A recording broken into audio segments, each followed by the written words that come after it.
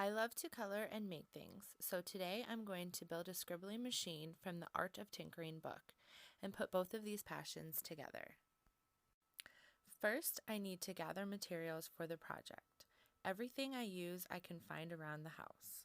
The book suggests a strawberry basket for a base, but I don't have one, so I looked for something similar and lightweight and found a plastic container in my kitchen.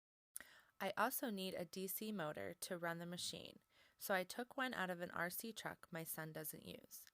Most toys with movement have these, or you can buy them at a hobby shop.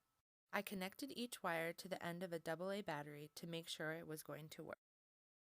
Instead of using pipe cleaners to fasten the markers, I used duct tape instead.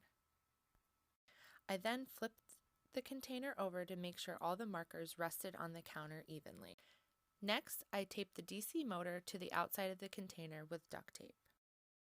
The motor needs something to make it wiggle, so I poked a hole in a piece of glue stick to attach to the motor. Next, I taped a AA battery to the outside of the container. Then, I wrapped a rubber band around the battery. This will hold the wires in place on the battery.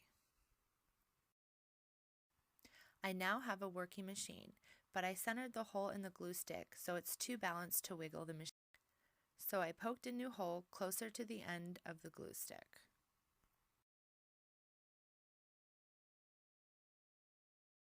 Now my machine moves freely when connected.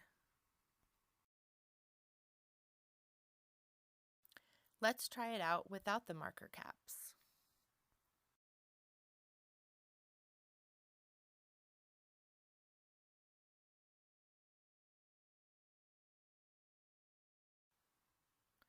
My machine will now scribble on its own.